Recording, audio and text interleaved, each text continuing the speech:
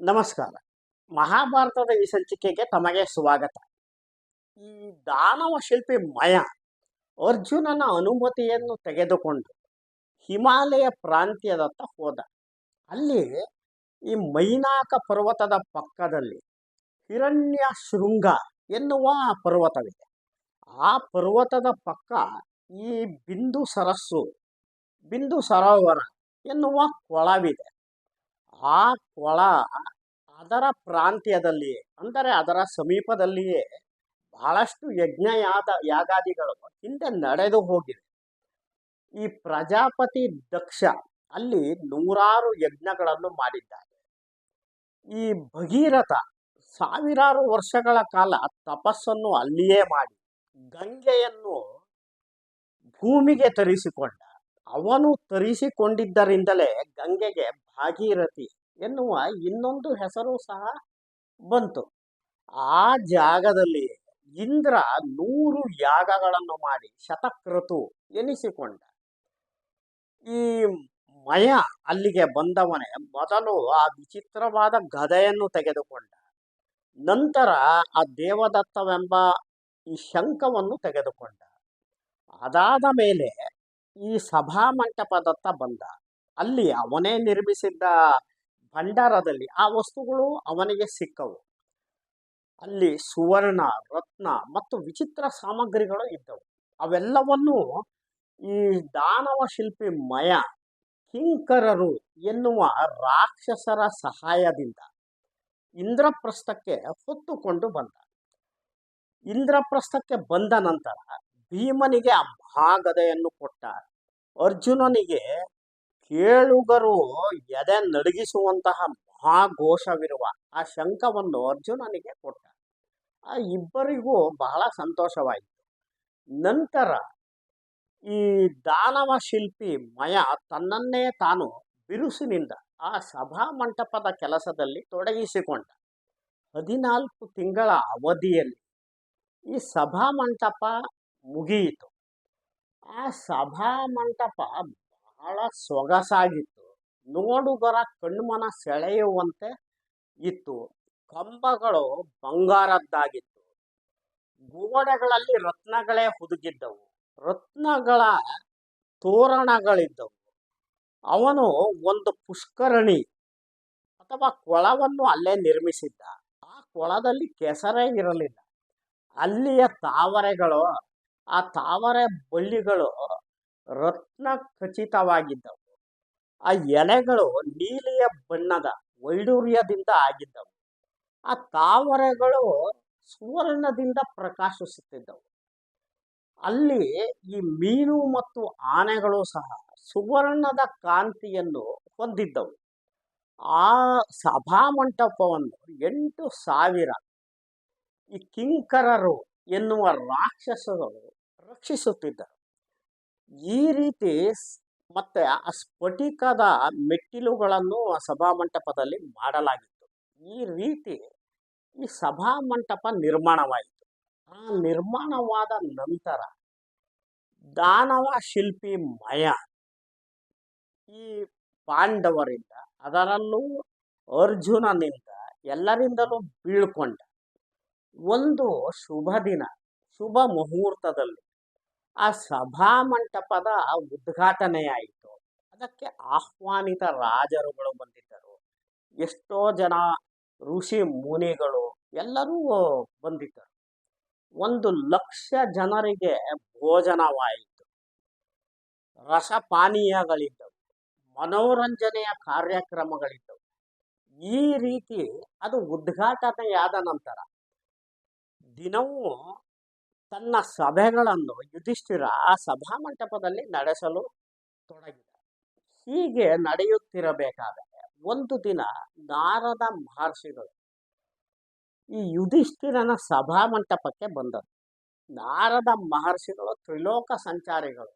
ಈ ತ್ರಿಲೋಕದ ವಿದ್ಯಮಾನವೆಲ್ಲ ಅವರಿಗೆ ಗೊತ್ತು ಮತ್ತು ಅವರಿಗೆ ತಿಳಿಯದ ವಿಷಯಗಳೇ ಇಲ್ಲ. ಅಷ್ಟರ ಮಟ್ಟಿಗೆ ಅವರು ಜ್ಞಾನಿಗಳು.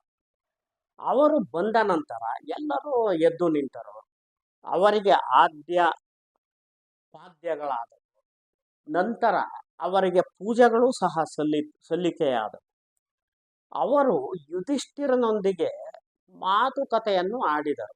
ಅವರು ಈ ರಾಜನ ಹೇಗಿರಬೇಕು, ರಾಜನ ಕರ್ತವ್ಯಗಳೇನು, ರಾಜನ ಜವಾಬ್ದಾರಿಗಳೇನು ಮತ್ತು ಅವನ ಬೇರೆ ಬೇರೆ ಮಂತ್ರಿಗಳು ನಿಭಾಯಿಸಬೇಕಾದ ಕರ್ತವ್ಯಗಳು ಏನು, ಅವರು ಹೇಗಿರಬೇಕು, ಸೇನೆ ಹೇಗಿರಬೇಕು, ಸೇನಾಧಿಪತಿ ಹೇಗಿರಬೇಕು, ಗೂಢಚರ್ಯೆ ಎಂದರೆ ಹೇಗಿರಬೇಕು, ಮಂತ್ರಾಲೋಚನೆ ಎಂದರೆ ಹೇಗೆ, ಮತ್ತು ಈ ವಿವಿಧ ಅಂಗಗಳು, ಈ ಶಾಸಕಾಂಗ, ನ್ಯಾಯಾಂಗಗಳು ಮತ್ತು ವರ್ತಕರು, ಒಟ್ಟಿನಲ್ಲಿ ಇಡೀ ರಾಜ್ಯಾಡಳಿತ ಹೇಗೆ ಇರಬೇಕು ಎನ್ನುವುದರ ಬಗ್ಗೆ ಒಂದು ಸಣ್ಣ ಗೀತೋಪದೇಶದ ರೀತಿಯಲ್ಲಿ ಯುಧಿಷ್ಠಿರನೊಂದಿಗೆ ಮಾತನಾಡಿದರು.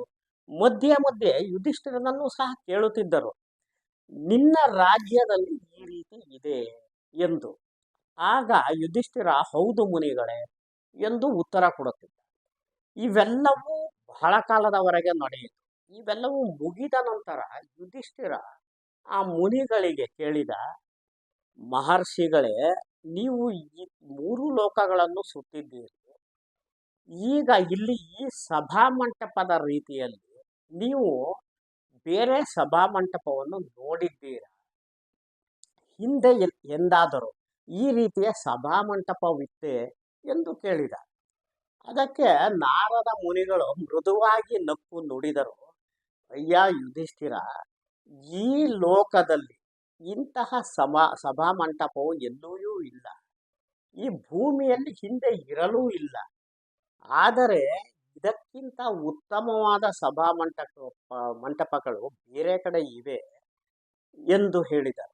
ನಂತರ ಆ ಬೇರೆ ಬೇರೆ ಸಭಾಮಂಟಪಗಳು ಅಂದರೆ ದೇವಲೋಕದ ಇಂದ್ರ ನಡೆಸುವ ಸಭೆ, ಯಮ ನಡೆಸುವ ಸಭೆ, ವರುಣ ನಡೆಸುವ ಸಭೆ, ಕುಬೇರ ನಡೆಸುವ ಸಭೆ ಮತ್ತು ಬ್ರಹ್ಮ ನಡೆಸುವ ಸಭೆ, ಇವುಗಳನ್ನೆಲ್ಲ ಅವರು ವಿವರಿಸಿದರು. ಅಂದರೆ ಆ ಸಭೆಗಳು ಅಥವಾ ಆ ಸಭಾಮಂಟಪಗಳು ಮೊದಲು ನೋಡಲಿಕ್ಕೆ ಹೇಗಿವೆ, ಅದರಲ್ಲಿನ ಚಿತ್ರ ವಿಚಿತ್ರದ ಚಾತುರ್ಯಗಳು ಏನು, ಅಲ್ಲಿ ಬರುವವರು ಯಾರು, ಅಲ್ಲಿ ಬರುವವರ ಯೋಗ್ಯತೆ ಅಥವಾ ಅರ್ಹತೆ ಏನು, ಹೇಗಿರುತ್ತಾರೆ, ಮತ್ತೆ ಅಲ್ಲಿ ಈ ಚರ್ಚೆಗಳು ಯಾವ ರೀತಿ ಆಗುತ್ತವೆ ಎನ್ನುವುದನ್ನೆಲ್ಲ ಬಹಳ ಕಾಲದವರೆಗೆ ಯುಧಿಷ್ಠಿರನಿಗೆ ಇವರು ವಿವರಿಸಿದರು.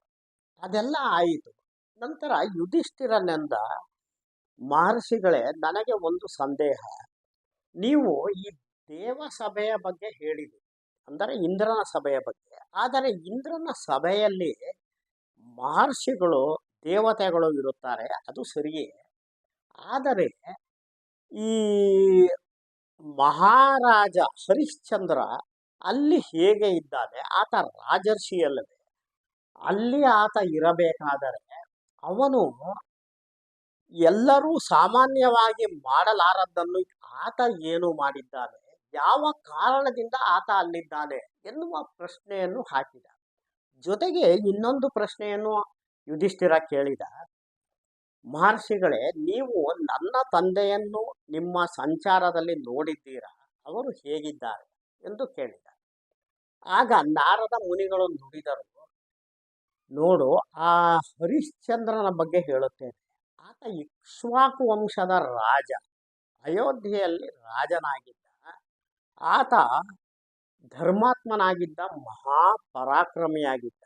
ಆ ಪರಾಕ್ರಮದಿಂದ ಎಲ್ಲರ ಮೇಲೆ ದಿಗ್ವಿಜಯವನ್ನು ಆತ ಸಾಧಿಸಿದ. ಅದಾದ ನಂತರ ಆತ ಒಂದು ರಾಜಸೂಯೆ ಎಂಬ ಮಹಾಯಜ್ಞವನ್ನು ಮಾಡಿದ. ಆ ರಾಜಸೂಯ ಯಜ್ಞಕ್ಕೆ ಅವನ ದಿಗ್ವಿಜಯ ಮಾಡಿದ ರಾಜರುಗಳೇ ಧನ ಧಾನ್ಯ ಎಲ್ಲವನ್ನೂ ತಂದರು.